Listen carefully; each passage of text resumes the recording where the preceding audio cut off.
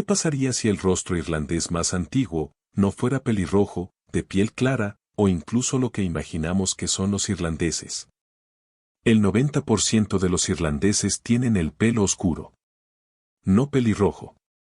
Oscuro. Pero durante 2 siglos, aquellos con rasgos oscuros fueron llamados irlandeses negros, se hablaba de ellos en susurros, se les interrogaba y se les trataba como a extranjeros. Luego, en 2015, científicos abrieron una tumba en las afueras de Belfast.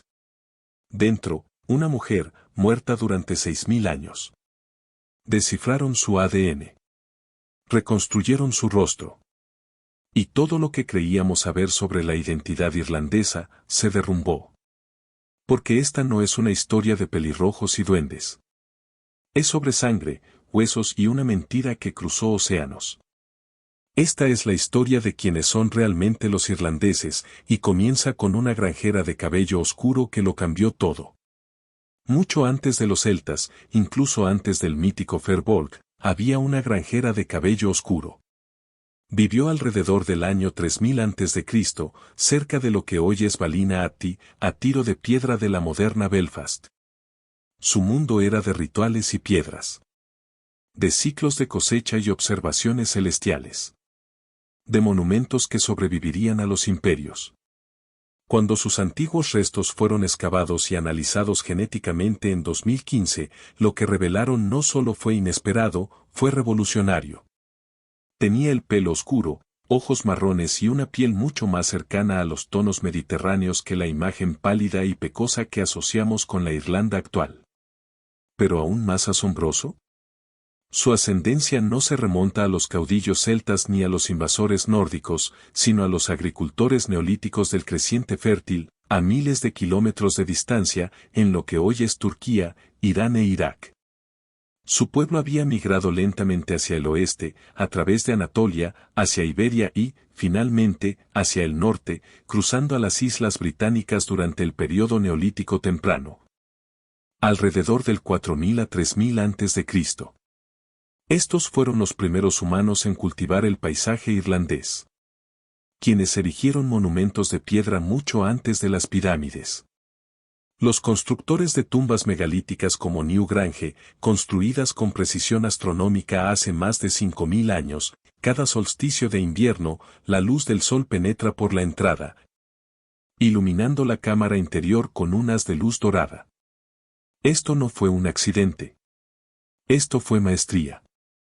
Y fue su llegada la que plantó las primeras raíces de la cultura irlandesa, la agricultura, el asentamiento, el entierro ritual e incluso los inicios de la tradición oral que resonaría a través de generaciones. Pero aquí es donde el asunto se torna más profundo. El ADN de esa mujer sigue vivo. Su firma mitocondrial aún fluye en la sangre de innumerables irlandeses de pelo oscuro. Aquella mujer tranquila de ojos marrones del año 3000 a.C., podría ser tu antepasada. O la mía. Los científicos han descubierto que su linaje materno, transmitido de madre a hija durante 6000 años, todavía está presente en las poblaciones irlandesas modernas. Así que la ironía es brutal, aquellos que son descartados como menos irlandeses por verse demasiado oscuros, pueden ser portadores del linaje irlandés más antiguo de todos. Pero su tiempo no duró.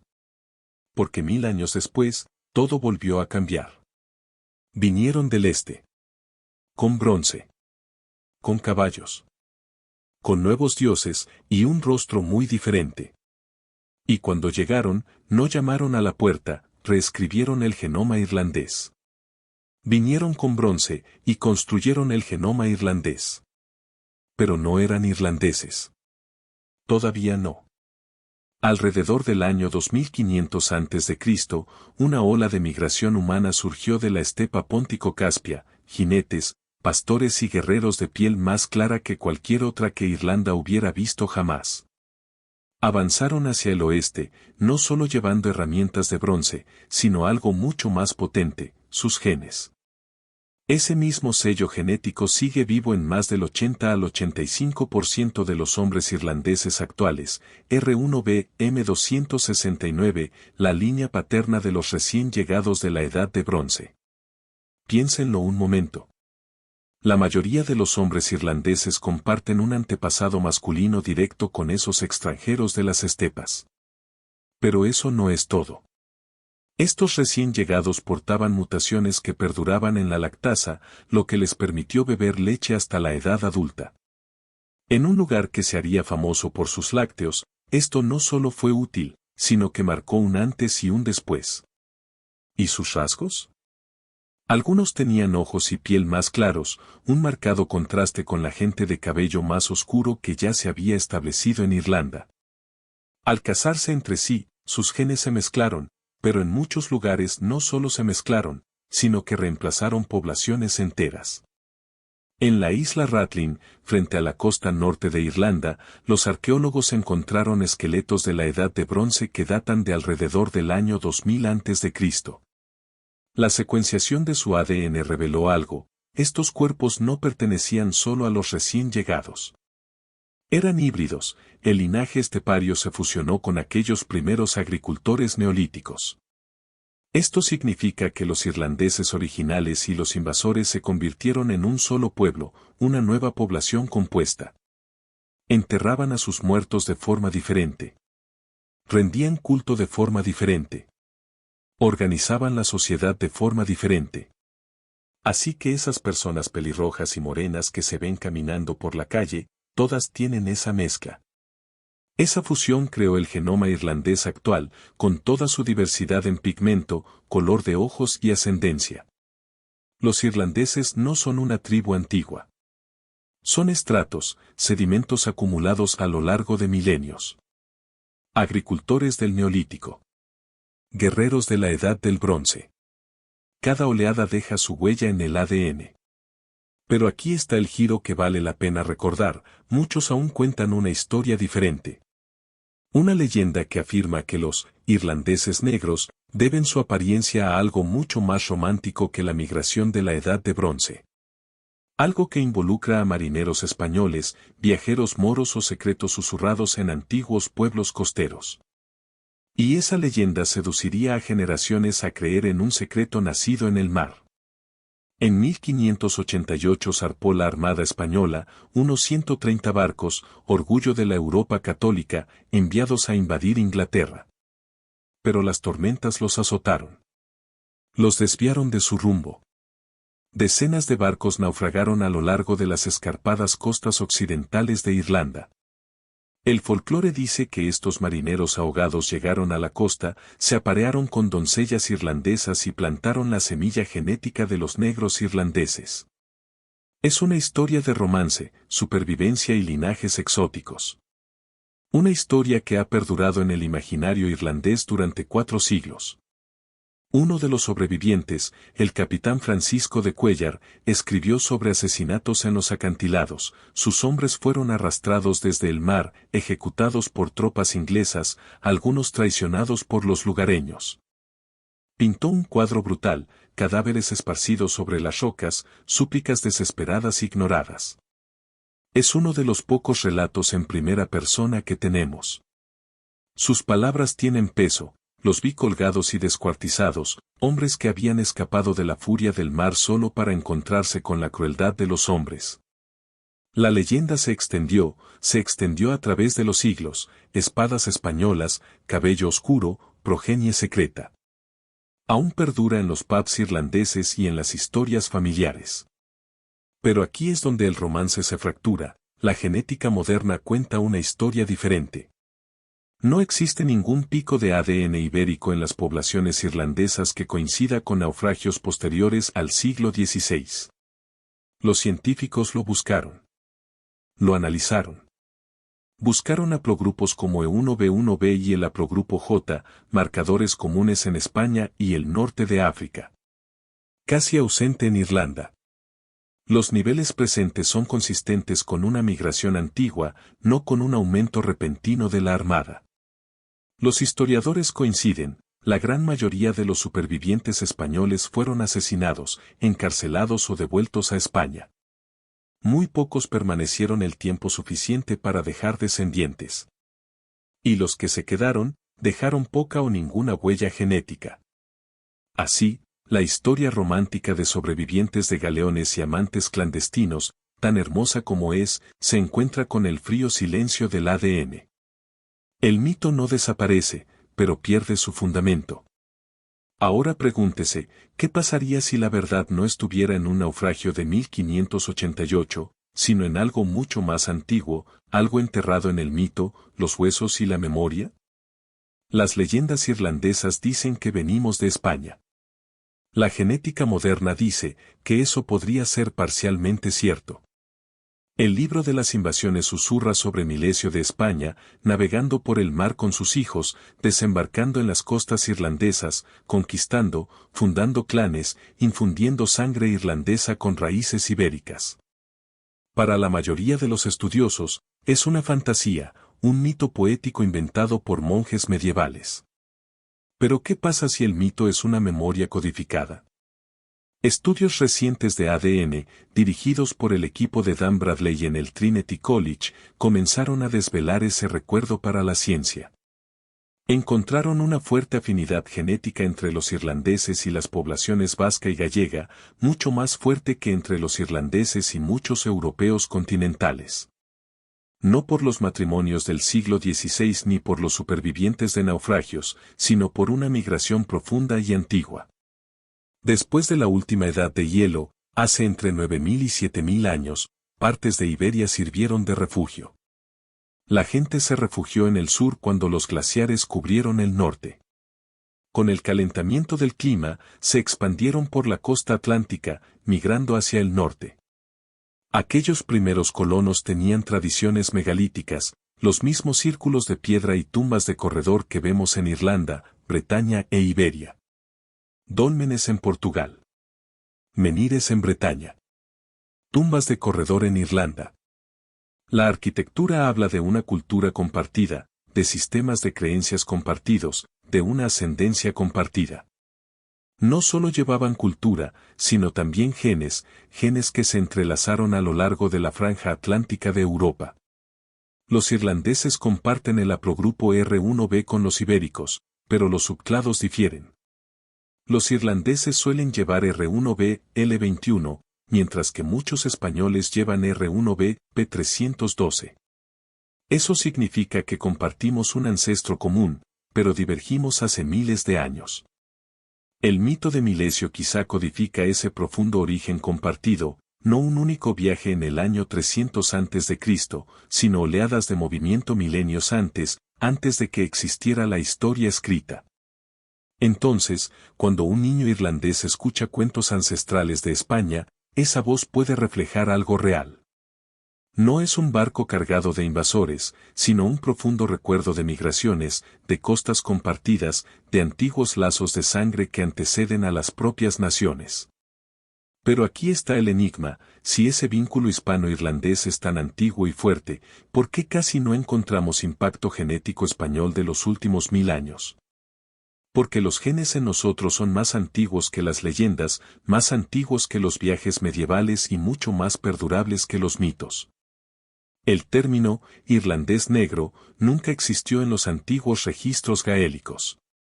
No aparece en el libro de las invasiones, ni en las genealogías de clanes, ni en ningún texto medieval. No era un nombre tribal. No era una etiqueta de orgullo. Fue un susurro, inventado a miles de kilómetros de distancia, no en Irlanda, sino en la América del Norte del siglo XIX. Fue allí, en la diáspora posterior a la hambruna, donde surgió el término, entre los inmigrantes irlandeses que intentaban sobrevivir a las jerarquías raciales en Estados Unidos. Entre 1845 y 1852, más de 1 millón de irlandeses huyeron del hambre. Llegaron destrozados, desesperados y enfermos. Y Estados Unidos no los recibió como blancos. Los periódicos los dibujaban con caras simiescas. Los carteles de "no se aceptan irlandeses" les impedían trabajar.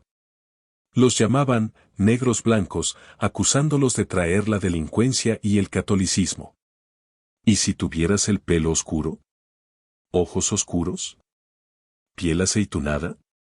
Eras irlandés negro, lo que significaba aún menos aceptable. Menos blanco. menos puro, menos merecedor. Algunos afirman que la frase se usaba para sugerir sangre española, mediterránea e incluso morisca. Otros la usaban simplemente como insulto, por vergüenza, exclusión, no pertenencia. En un país obsesionado con la pureza racial, los irlandeses se encontraban en una zona gris, especialmente aquellos que no parecían el romántico celta pelirrojo. El término se convirtió en un arma de división. Una forma de distinguir a los buenos irlandeses de los sospechosos irlandeses. Pero al otro lado del océano, en el Caribe, Black Irish significaba algo completamente diferente. En la isla de Montserrat, la isla Esmeralda del Caribe, los sirvientes irlandeses eran obligados a trabajar en las plantaciones junto a los esclavos africanos. En 1678, los registros del censo muestran que casi 1.900 irlandeses componían aproximadamente el 50% de la población de Montserrat. Se casaron entre sí. Formaron familias. Sobrevivieron juntos. Hoy en día, sus descendientes, de piel negra y apellidos irlandeses como Ryan, O'Brien, Meade, se llaman a sí mismos irlandeses negros con orgullo. Su festival de San Patricio dura 10 días. Todos, tanto negros como blancos, afirman tener ascendencia irlandesa. Esto no es un mito.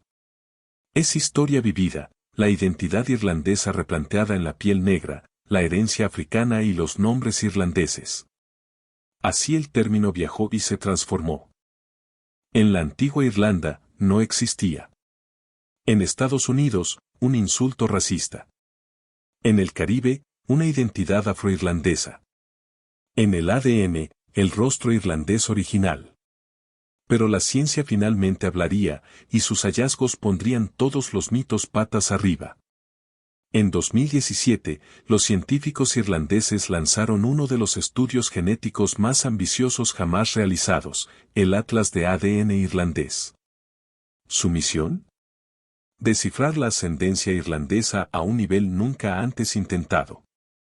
Pero lo que descubrieron no fue solo ascendencia, fue un drama ancestral escrito en el código de la vida misma. Primera revelación, el 85% de los hombres irlandeses son portadores del haplogrupo R1b M269 de ADNY. Un marcador genético que se remonta a los migrantes de las estepas pónticas de la Edad de Bronce, no a los antiguos celtas. Sus huesos trajeron bronce, cicatrices de batalla, y bebés. Muchos bebés. Segunda revelación. A pesar de siglos de historias populares, no hubo un aumento significativo de coincidencias de ADN ibérico o norteafricano después del contacto medieval. Haplogrupos como E1b1b o J1, comunes en el Mediterráneo, están casi ausentes en los genomas irlandeses. Los científicos solo encuentran trazas, consistentes con migraciones antiguas, no con sobrevivientes de la Armada Española o viajeros moros. Así, los cuentos románticos, por hermosos que sean, se encuentran con el frío silencio de los datos genéticos. Y aquí está el truco, el pelo rojo, el estereotipo global de los irlandeses. Solo el 10%. El color genético predeterminado siempre fue marrón oscuro o negro. Si tienes cabello azabache y raíces irlandesas, eres genéticamente más típico que una persona pelirroja en un cartel turístico. Cuando los investigadores del Trinity College y la Universidad de Cambridge compararon los genomas irlandeses con los de otras poblaciones europeas, no encontraron coincidencias más cercanas en España, Gran Bretaña o incluso Francia. Los parientes vivos más cercanos de los irlandeses son los vascos y los gallegos, descendientes de los supervivientes de la Edad de Hielo del oeste de Iberia. Las personas que se refugiaron en los refugios del Atlántico cuando los glaciares cubrían Europa, luego se expandieron hacia el norte llevando genes antiguos. Pero enterrado en el genoma, bajo todas las migraciones y mitos, había un solo rostro. Una cara de mujer. De hace 5.200 años. Encontrado a las afueras de Belfast.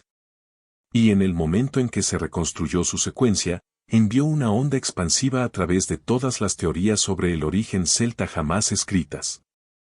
Tenía cabello negro, ojos marrones, piel aceitunada, y un secreto que nadie esperaba.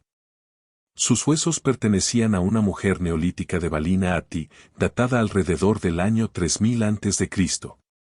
En 2015, los científicos le dieron un rostro, no de piel pálida, ni pelirroja, ni el estereotipo irlandés que se vende en postales y películas. Su tono de piel era más oscuro de lo que la mayoría imagina. Sus ojos eran de un marrón oscuro. Su cabello, espeso y negro. Su ADN, vinculado a los primeros agricultores que emigraron del creciente fértil, a través de Anatolia, a Iberia y luego al norte, a esta isla verde y brumosa. Es anterior a los celtas. Es anterior a los gaélicos. Es anterior a los mitos. Deje que esto penetre en su mente. La primera irlandesa no parecía una guerrera vikinga ni una doncella gaélica de piel clara. Parecía mediterránea. Y su genoma contiene marcadores maternos que todavía se encuentran en los irlandeses modernos. Su gente construía tumbas megalíticas, tallaba espirales en piedra y transmitía historias mucho antes de que fueran escritas. Entonces, ¿quién decide cómo es el estilo irlandés? ¿Los mapas coloniales? ¿Los barcos de la hambruna? ¿El ADN? ¿O los huesos bajo nuestros pies? El término, irlandés negro, se ha utilizado durante siglos, mito, insulto, símbolo de orgullo. Pero quizá no se trate de raza.